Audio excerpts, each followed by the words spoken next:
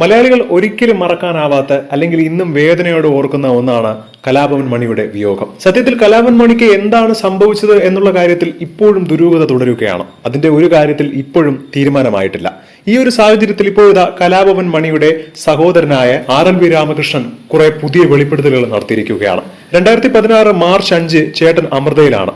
Serious ആയിട്ട് പെട്ടെന്ന് വരണമെന്നാണ് പറഞ്ഞത്. അവിടെ എത്തിയപ്പോൾ ഞാൻ കാണുന്നത് ചേട്ടൻ വെന്റിലേറ്ററിലാണ്. മണി എന്താണ് കഴിച്ചതെന്ന് പറഞ്ഞാലേ ആന്റി ഡോസ് കൊടുക്കാൻ പറ്റൂ എന്ന് ഡോക്ടർ ആവർത്തിച്ച് ചോദിച്ചു. പക്ഷേ ഞങ്ങൾക്കൊന്നും അറിയില്ലായിരുന്നു.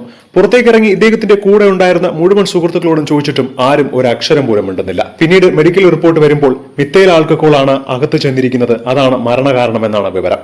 അദ്ദേഹത്തിന് ചെറിയ തോതിൽ ലിവർ സിറോസിന്റെ അസുഖവും ഉണ്ടായിരുന്നു. സാധാരണ അദ്ദേഹം ബിയർ മാത്രമേ കഴിക്കുന്നുണ്ടായിരുന്നുള്ളൂ. അന്വേഷിച്ചപ്പോൾ അവിടെ അടുത്തുണ്ടായിരുന്ന ഒരു വ്യക്തി എന്നോട് പറഞ്ഞത് തലേ ദിവസം കുറച്ച് അതിഥികൾ വന്നു പോയിട്ടുണ്ടായിരുന്നു. പിറ്റേ ദിവസം രാവിലെ ചേട്ടൻ ബിയർ ചോദിച്ചപ്പോൾ ബിയറും ഉണ്ടായിരുന്നില്ല. എന്നാൽ അവിടെ ഉണ്ടായിരുന്ന 2 പേർ പുറത്തുപോയി പെപ്സി വാങ്ങിക്കൊണ്ടുവന്ന് ബിയർ കുപ്പിയിൽ ഒഴിച്ച് ബിയർ ആണെന്ന് പറഞ്ഞ് കൊടുക്കുകയായിരുന്നു എന്നാണ് പറഞ്ഞത്.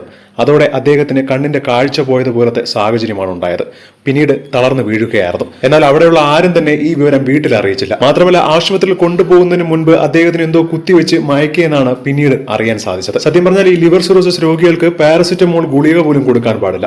നികൃഷ്ടമായ രീതിയിൽ കുത്തിവെച്ചാണ് അവർ ചേട്ടനെ അന്ന് കൊണ്ടുപോയിരിക്കുന്നത്. ചേട്ടന് വേറെ വസ്ത്രം വാങ്ങിച്ച് വൈകുന്നേരം 4 മണിയോടെയാണ് ആശുപത്രിയിലും എത്തിക്കുന്നത്. ഇന്നും ചേട്ടന്റെ ഈ ഒരു മരണത്തിൽ ഞങ്ങൾക്ക് ദുരൂഹതയുണ്ട് എന്നാണ് വളരെ വേദനയോടെ കണ്ണീരോടെ RLV രാമകൃഷ്ണൻ പറയുന്നത്.